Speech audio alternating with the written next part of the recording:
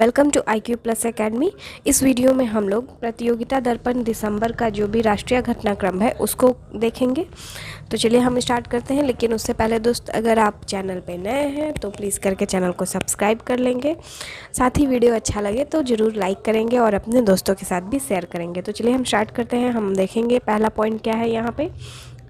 मल्लिकार्जुन खड़गे को कांग्रेस पार्टी के नए अध्यक्ष के रूप में चुना गया है और 24 वर्षों के पश्चात गांधी नेहरू परिवार के बाहर किसी नेता को चुना गया है। तो दोस्तों, जो कांग्रेस पार्टी के अध्यक्ष का पद था वो लगभग 2017 से ही खाली था। तो इसके बाद इन्होंने शशि थरूर को हराते हुए इस पद को जीत लिया है।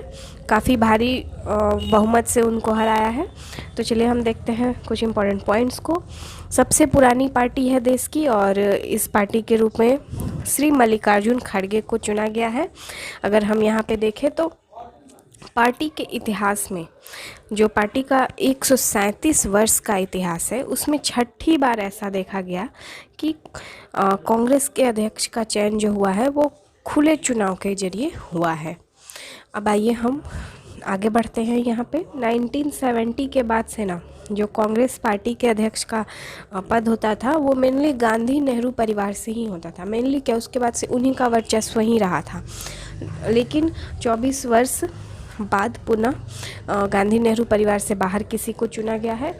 और इसके अलावा अगर हम देखें तो इनसे पहले कौन थी इस पद पे, तो दोस्तों इससे पहले सोनिया गांधी हुआ करती थी। तो सोनिया गांधी कब से कब तक थी, तो हम यहाँ देख सकते हैं कि सोनिया गांधी 1998 से थी, जो कि 2017 तक थी। और तभी से जब 2017 में ये हटी, उसके बाद से यह पद खाली था, जिसके बाद से इनको चुना गया है। चलिए आगे देखेंगे। खड़गे ने इसमें कितना वोट पाया था। खड़गे को जो टोटल वोट मिले थे वो 7897 वोट मिले थे। शशि थरूर को कितने मिले थे, जिनको इन्होंने हराया है, इनको 1072 वोट मिले थे। तो ये बातें भी आप याद रखेंगे। ये भी याद रखेंगे कि इन्होंने किसको हराया है। अच्छा, लास्ट टाइम ऐसा कौन सा व्यक्ति था जो कि गांधी नेहरू परिवार से हटके कोई इसका अध्यक्ष रहा हो, तो दोस्तों यहाँ पे मैं बता देती हूँ आपको, इस पॉइंट में दिया हुआ है कि इससे पहले जो यहाँ पे थे ना वो श्री सीताराम केसरी थे। श्री सीताराम केसरी थे जो कि कांग्रेस के अध्यक्ष रहे थे और ये गांधी नेहरू परिवार से नहीं थे। अगर हम देखें इनका ईयर क्या था, 1996 से 98 तक ये रहे थे। तो चलिए अब हम बढ़ते हैं, देखेंगे यहाँ पे कुछ खड़गे के बारे में इम्पॉर्टेंट पॉइंट। ये कहाँ से बिलोंग करते हैं, कर्नाटक के बिदर जिले से बिलोंग करते हैं और इनका जन्म एक किसान परिवार में हुआ था। अब देखेंगे तो इन्होंने कांग्रेस को ज्वाइन कब किया, 1969 में ज्वाइन किया और पहली बार विधानसभा, कर्नाटक विधानसभा के लिए ये निर्वाचित हुए थे 1972 में। अब 2019 में इन्होंने लोकसभा का चुनाव लड़ा, लेकिन उसमें ये हारे और फिर 2020 में इनको विपक्ष के नेता के रूप में भूमिका निभाने का मौका मिला। चलिए, तो ये चीज़ें आप याद रखेंगे। आइए आगे बढ़ते हैं। नेक्स्ट पॉइंट है, इंदौर को लगातार छठे वर्ष भारत को स्वच्छता सर्वेक्षण पुरस्कार मिला है। तो लगातार 6 वर्ष से इंदौर को ही दिया जा रहा है यह पुरस्कार। चलिए हम देखते हैं यहाँ पे स्वच्छता सर्वेक्षण जो पुरस्कार है उसका 7वां संस्करण था ये। इस वर्ष इसका 7वां संस्करण प्रदान किया गया, जिसमें कि यह किसके द्वारा दिया जाता है हम देख लेंगे। यहाँ पे आवास एवं शहरी मामलों के मंत्रालय के द्वारा इस पुरस्कार का वितरण किया जाता है, जिसके मंत्री अभी कौन है, श्री हरदीप पुरी सिंह इसके मंत्री हैं अभी। क्वेश्चन ये बन सकता है कि जो इस वर्ष का स्वच्छता सर्वेक्षण पुरस्कार था वो किसके द्वारा दिया गया, तो आप कंफ्यूज नहीं होंगे कि श्री हरदीप पुरी जी इसके मंत्री हैं तो इन्होंने ही दिया होगा। जी नहीं, श्रीमती द्रौपदी मुर्मू के द्वारा यह अवार्ड जो है वो प्रदान किया गया है, यह पुरस्कार प्रदान किया गया है। चलिए आगे देखते हैं। यहाँ पे वही बताया गया है कि लगातार 6 वर्ष से इंदौर यह पुरस्कार जीत रहा है। चलिए, जो भी यहाँ पे इसके इम्पोर्टेंट पॉइंट्स बनते हैं, कौन कौन से जो जनसंख्या के आधार पे जो पुरस्कार वितरित किए जाते हैं उसके बारे में यहाँ बताया गया है। तो हम देखते हैं यहाँ पे। सबसे पहला पॉइंट है 1 लाख से अधिक जनसंख्या वाला जो सबसे क्लीनेस्ट सिटी है वो तो क्लियर है कि इंदौर है। साथ ही हम इसमें देखेंगे कि इसमें दूसरे और तीसरे नंबर पे कौन है। तो दूसरे नंबर पे सूरत है और तीसरे नंबर पे नवी मुंबई है। तो ये तीनों चीज़ आप याद रखेंगे कि 1 लाख से अधिक जो जनसंख्या वाला शहर है उसमें 1 नंबर पे इंदौर है, दूसरे नंबर पे सूरत है और तीसरे नंबर पे नवी मुंबई है। अब आइए आगे देखते हैं। अब यहाँ बात होती है 1 लाख से कम जनसंख्या वाले शहर की बात हो रही है। तो 1 लाख से कम जनसंख्या वाले शहर में अगर हम देखें तो पहले स्थान पे महाराष्ट्र का पंचगनी शहर है जो कि पहले स्थान पे है। अब हम यहाँ पे दूसरा और तीसरा स्थान देख लेंगे। दूसरे स्थान पे छत्तीसगढ़ का पाटन है और तीसरे स्थान पे महाराष्ट्र का ही एक कराड़ शहर है वो है। तो ये तीनों आप याद रखेंगे, पंचगनी, पाटन और कराड़। पाटन छत्तीसगढ़ से है, बाकी पंचगनी और कराड़ दोनों महाराष्ट्र का शहर है। चलिए, अब हम यहाँ पे अगर कंटेनमेंट बोर्ड्स के बारे में देखें, कैंट जोन जो होता है उसके बारे में अगर देखें तो पिछले साल तो अहमदाबाद को दिया गया था, लेकिन इस वर्ष यह पुरस्कार महाराष्ट्र के देवलाली को दिया गया है। साथ ही यहाँ पे सेकंड और थर्ड स्थान पे कौन सा है? पिछले वर्ष जो प्रथम स्थान पे था वो इस बार सेकंड पे है और तीसरे स्थान पे मध्य प्रदेश का महू है। तो कंटेनमेंट जोन में देखें तो सबसे पहला पुरस्कार देवलाली को दिया गया है, दूसरा पुरस्कार अहमदाबाद को दिया गया है और तीसरा पुरस्कार मध्य प्रदेश के महू को दिया गया है। चलिए, क्लियर है। नेक्स्ट देखते हैं। अब इसमें एक और पुरस्कार दिया जाता है कि गंगा के किनारे जो भी शहर बसे होते हैं ना उनके लिए पुरस्कार दिया जाता है, यानी सर्वश्रेष्ठ गंगा टाउन पुरस्कार। तो इसके लिए जो पहला पुरस्कार है वो हरिद्वार को दिया गया है, दूसरा पुरस्कार इसमें वाराणसी को मिला है और तीसरा ऋषिकेश को मिला है।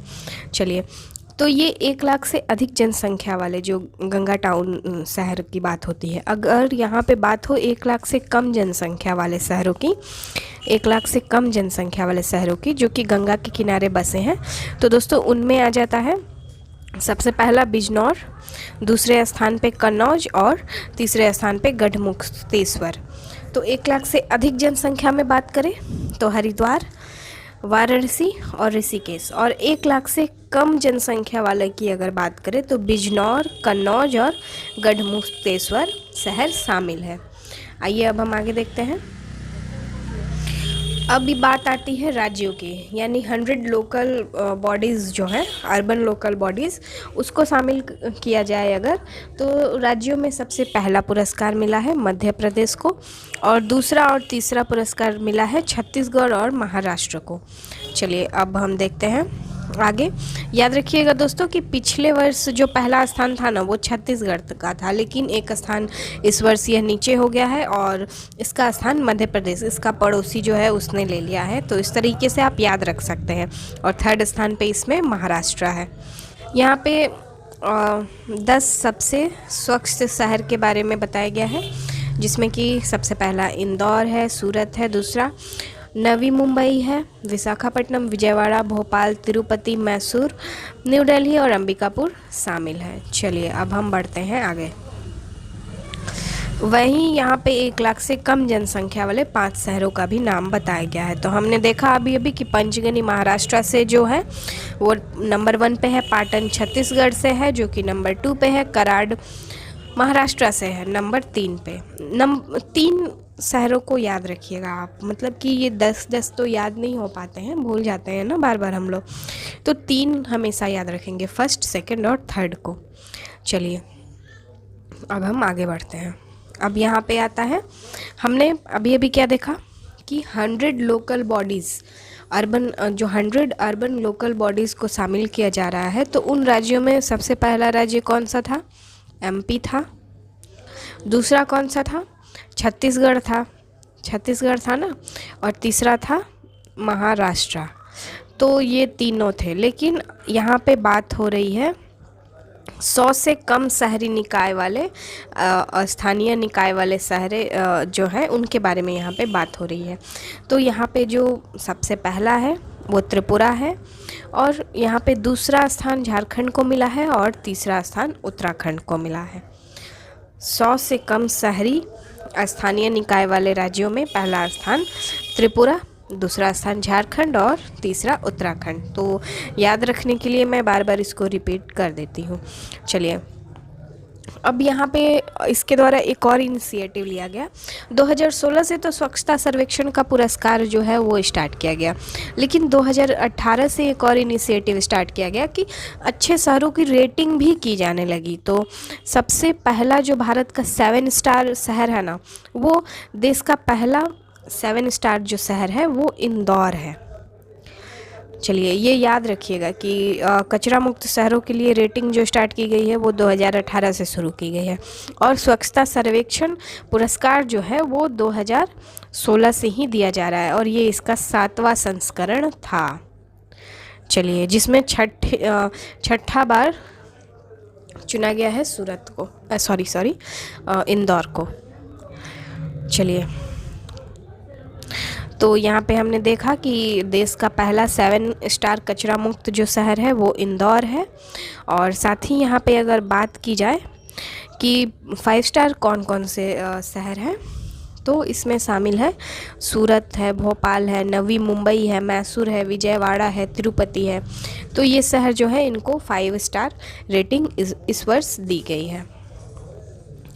जैसा कि हमने अभी देखा कि 2016 में सबसे पहला सर्वेक्षण स्टार्ट किया गया, और इसमें कितने शहरों को शामिल किया गया था? 73 शहरों को इसमें शामिल किया गया था। तो ये चीज़ आप ज़रूर याद रखिएगा, एग्ज़ाम में ये क्वेश्चन हो सकता है कि जो सबसे पहला सर्वेक्षण हुआ था उसमें कितने शहरों को शामिल किया गया था। तो 73 शहरों को इसमें शामिल किया गया था। साथ ही ये 2016 में स्टार्ट किया गया था। अब धीरे धीरे जो सर्वेक्षण हुए ना, मतलब जैसे जैसे साल बढ़ते गए वैसे वैसे इसमें शहरों को भी जोड़ा गया। सबसे पहली बार 73 को ही किया गया, फिर 2017 में 434 शहरों को शामिल कर दिया गया, 2018 में अब यह संख्या हज़ारों में हो गई। तो इस तरह देखते ही देखते 2022 का अगर हम बात करें तो 4355 शहरों को इसमें शामिल किया गया था। चलिए, अब आगे बढ़ते हैं, हम देखेंगे यहाँ पे नेक्स्ट पॉइंट को। नेक्स्ट पॉइंट काफ़ी इम्पॉर्टेंट और एक अच्छा इनिशिएटिव वाला टॉपिक है, तो देखते हैं।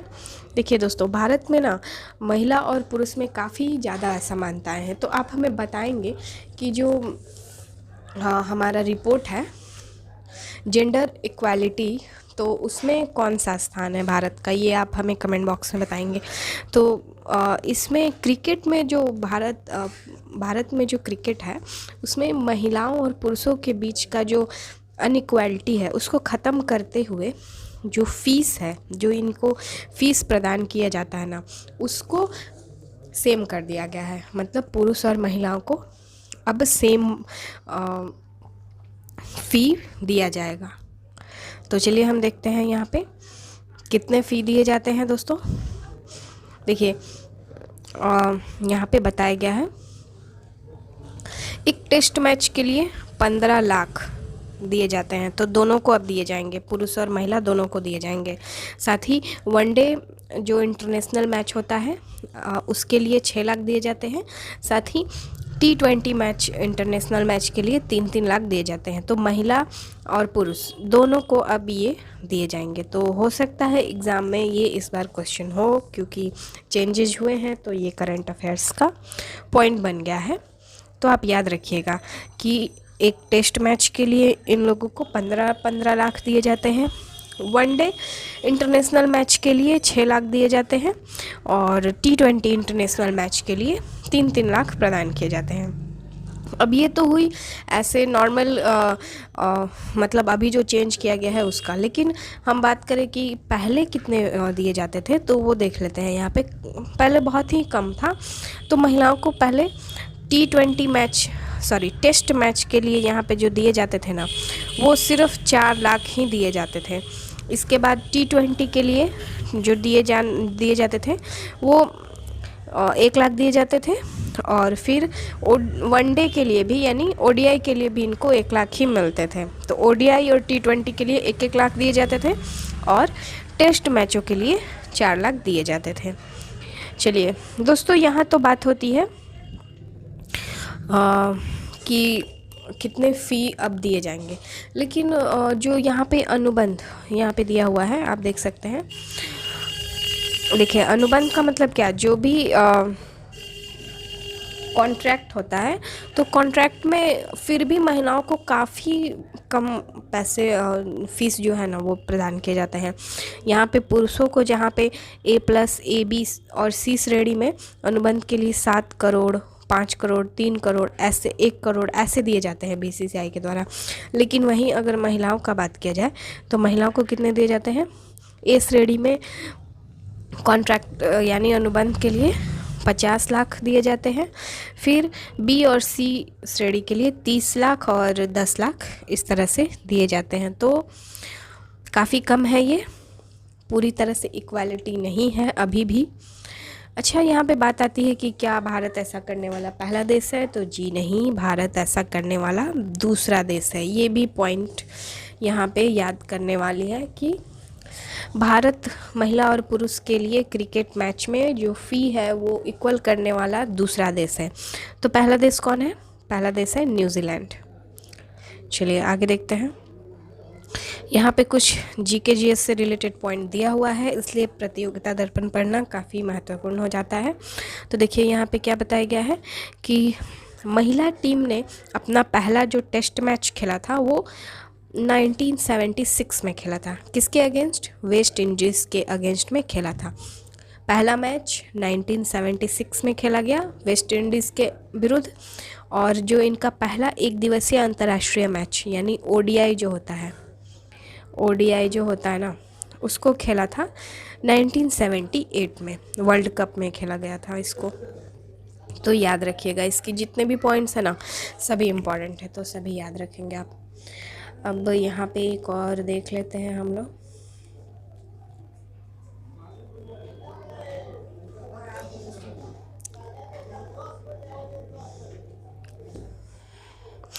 तो यहाँ पे नेक्स्ट पॉइंट दिया हुआ है, धर्मांतरण करने वाले दलितों को अनुसूचित जाति का दर्जा प्रदान करने के लिए विचार हेतु आयोग का एक गठन किया जाएगा।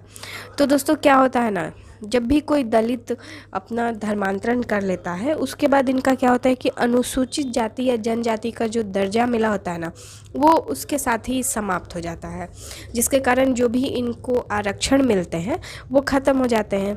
तो कई ऐसे जनजातीय क्षेत्र हैं ना, जो वहाँ पे जो भी जनजाति लोग रहते हैं, जो भी ST रहते हैं, वो लोग अपना धर्म परिवर्तन तो कर लेते हैं, लेकिन यह बताना नहीं चाहते हैं कि उन्होंने अपना धर्म परिवर्तन किया है। अगर बताएंगे तो उनका आरक्षण ख़त्म हो जाएगा, उनको वो लाभ नहीं मिलेगा। तो इसलिए यहाँ पे एक कमेटी की गठन की गई है। तो इस कमेटी के अध्यक्ष कौन है? यहाँ पे यही इम्पॉर्टेंट है कि इसका अध्यक्ष आप याद रखेंगे।